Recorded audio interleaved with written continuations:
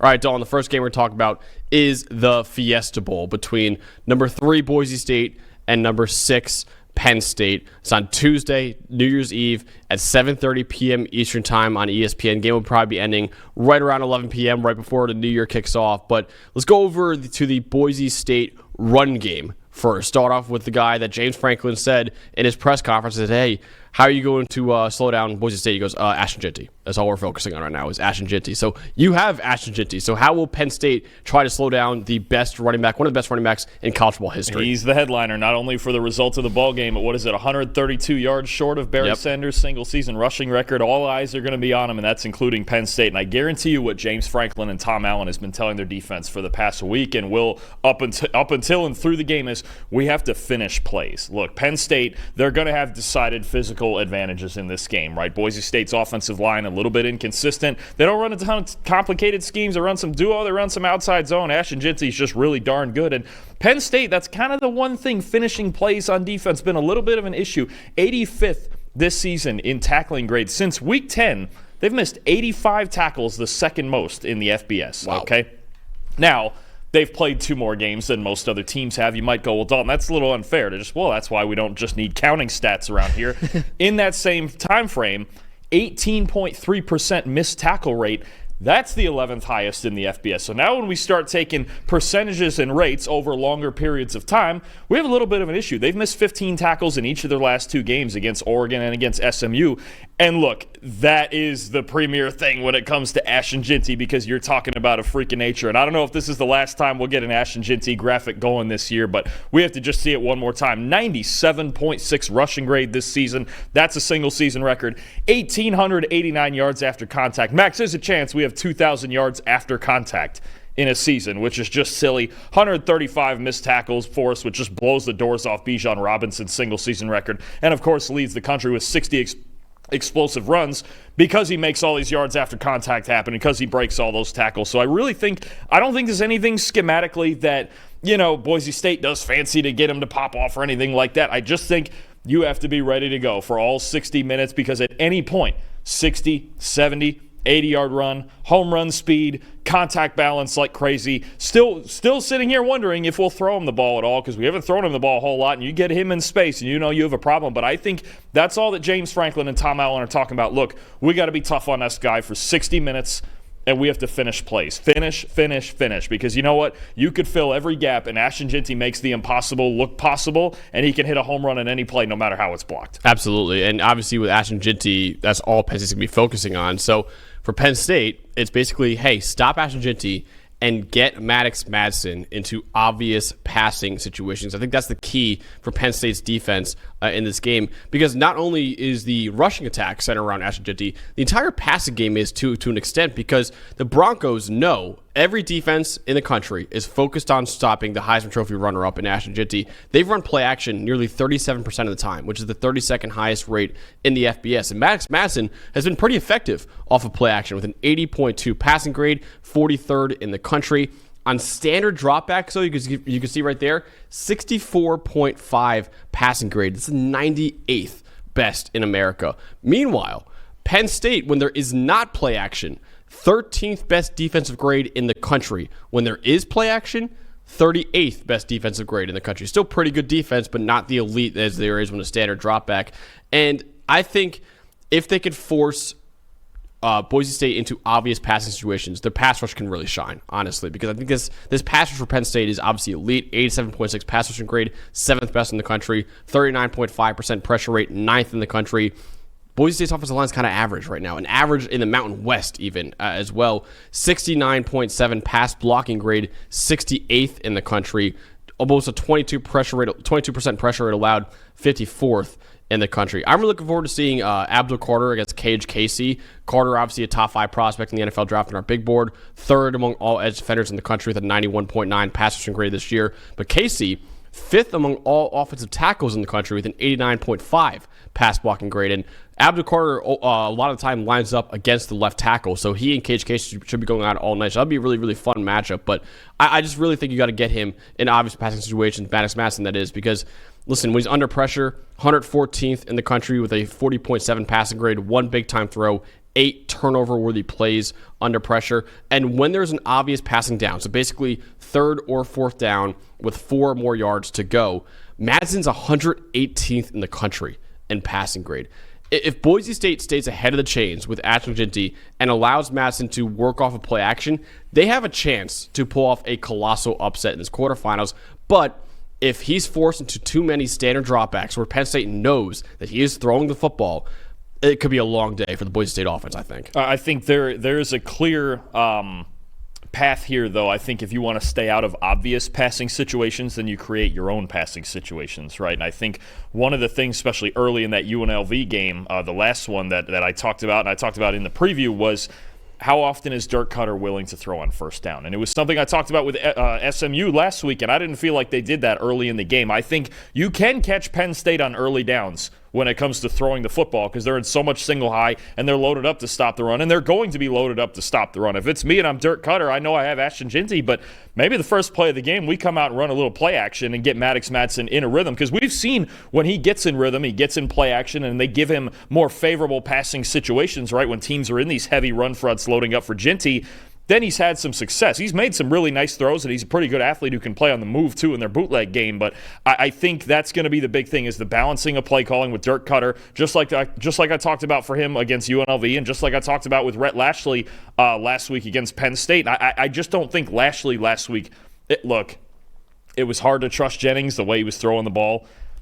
But you kind of had to trust him anyway. You had to take your chances with that. It just backfired on him, right? And we know Kevin Jennings is a great player. He's great all year, and then this game hit, and what happened. But you're right. Penn State, if I was making a list of the top 5 teams I don't want to be in 3rd and 8 on, they're probably on there, right? Well, I think about a South Carolina too, a Texas also. I mean, Penn State, Abdul Carter in that pass rush, you don't want it. And it feels like he's getting better every week. Yeah. I mean, he's just solidifying what's possibly a top 10 pick sort of status. So you're absolutely right. Boise State, they got to have success on early downs. I think even mix in a little bit of pass on first down, and then get yourself, if you're going to be in 3rd down, easier situations where you still have a two-way go. Absolutely. So, Dalton, you have on the Penn State offense, you have the passing game in this one against the Boise State pass defense. So what should we be looking out for when Drew Aller and the knee lines of the ball there? So last week we talked about how SMU, the middle of their defense, was really good, and the corners weren't great. And that was a big part of why Drew Aller kind of had a quiet day as a passer, right? We didn't see him do a whole lot. They leaned on the run game. They obviously leaned on the defense with 2 pick sixes. That helps to,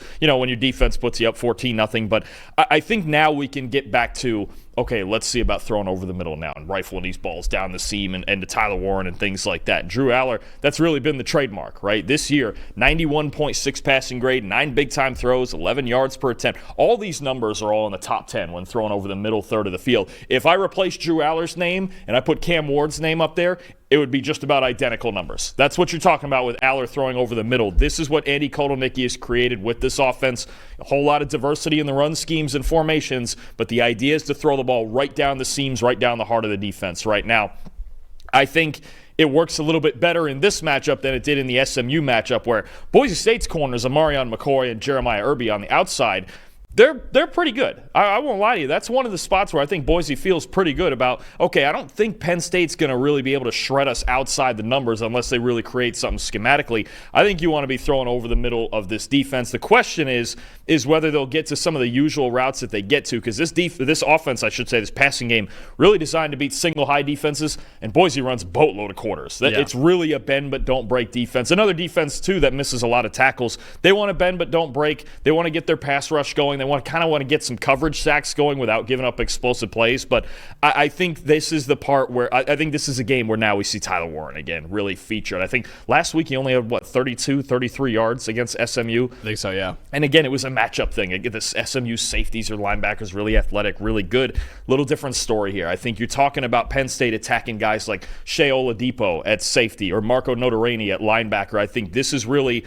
a spot where Boise State, they struggle a little bit. 88th in coverage grade this season on throws over the middle third of the field. If you have time in the pocket, you can make explosive plays down the middle. So that's what I'm looking at, is Drew Aller getting back into the wheelhouse, probably having a better statistical day than he did against SMU because of the matchup. Yeah, I think that's really fascinating considering, like I said, the SMU game, they're really strong over the middle of the field, but on the outside, the perimeter is where they're a little bit weaker, but also Penn State's a little bit weaker on the perimeter as well. So that's why I think you saw Drew Aller not really have a great day in that first-round playoff game. This one, I agree with you. I think he could have a big day. And also, Dolan, I think Penn State's run game could also have a really big day because Boise State, on a certain concept, has really, really struggled against Penn State. So there's really two run concepts that make up the majority of their run game. You got man and outside zone. The Nittany Lions are 9th in America in both outside zone rushing attempts and man rushing attempts this year. Very effective on both concepts. They average 5.9 yards per carry on outside zone, 4.8 yards per carry on man. Boise State has the best defense in the country at containing outside zone this year. And you even made the joke to me when I was texting you about it. They face Ashton Jeanty in practice every day using outside zone. They're probably used to that. If you could stop Ashton Jeanty in practice, you could stop anyone in the country on outside zone. They allow only 1.7 yards per carry on outside zone this year. The next closest school in the country is Arkansas at 2.4 yards per carry allowed. So 0.7 better than anyone else in the country in terms of yards per carry allowed on outside zone. But as good as they've been against outside zone, they're equally bad against man. They've allowed, Dolan, 10.2 yards per carry on man concepts, the worst in the country by 2.8 yards. They're almost 3 yards per carry worse than anyone else in college football against man concepts. And the whole man concept really designed to create like vertical displacement, often through double teams.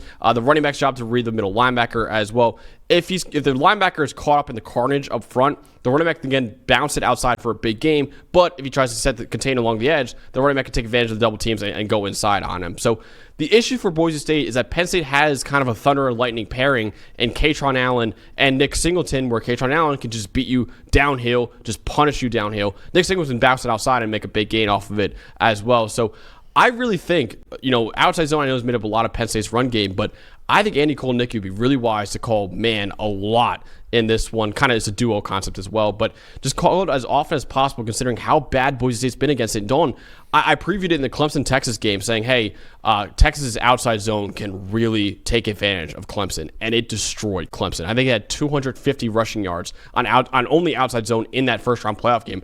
When I was studying this up, I was like, I'm getting the same vibes in this one. I think Penn State, with their man concept, can really, really dominate Boise State considering how bad they've been this year at it. Yeah, no, I agree. I think what it all speaks to is the mentality of Penn State going into this offensively. And we know Andy Kotelnicki's got all the window dressing and the creativity, but I think we've seen the approach in the run game get a little more direct lately, where we're not pulling guys so much, we're not running all the fancy schemes. We'll still see a little bit of Tyler Warren at quarterback, and we're going to see that in this game. But I think it speaks to the biggest advantage that people talk about when you talk about a Big Ten or an SEC team going against a Group of 5 team is, okay, they're bigger in the trenches. That's really what we're talking about. These Group of 5 teams, they have skill guys. You can find speed. You can find 4-4 running guys all over the place nowadays. But in the trenches, if Penn State does, you're right, if they go in here and they feel like, hey, we could just put these guys on the sled and let's get after it. They want to run the ball right down our throat. We'll do the same thing. Maybe Penn State doesn't have to get that fancy about it, right? Run directly downhill at them, get the linebackers to step up, and then when it comes time, throw it over their head. It could be a very simple approach again, although with Andy Kotelnicki,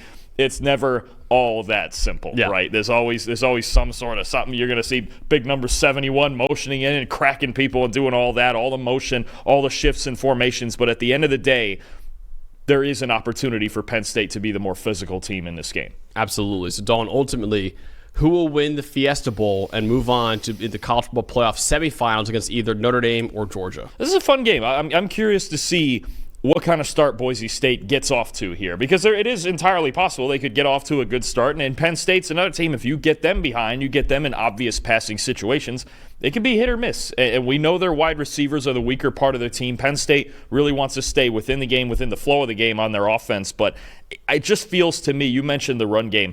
This year when Allen and Singleton have been 100%, they've really put an elite run game out there. When they're both healthy and they can split carries just about evenly. Drew Aller even adds a little bit with his legs. Tyler Warren adds a little bit with his. And we get fancy with all the concepts and all that. I just feel like Penn State has more avenues to win this game, right? Boise State, it feels like, hey, we got to really shut down the middle of the passing game, right? Tyler Warren over the middle. We can't let him. Maybe they won't hold him to 30 yards like SMU did in the cold, but we can't let him go for $150, obviously. You got to hold Warren to a reasonable number. And then Ashton Jeanty's just got to be a freak of nature. We know that's entirely possible. Let's just throw that out there first. It's entirely possible that Jeanty goes out there and he damn near does what he did against Oregon and almost beat the number one team in the country, right? But there's just more avenues to me for Penn State between Aller and Warren in the passing game, their run game, along with, like you mentioned, maybe the biggest advantage is if they can get Maddox Madsen in 3rd and 7, 3rd and 8, boy, Abdul Carter's coming. Yeah. I mean, that's just crazy. One guy I want to point out, I know I pointed him out in the run game too,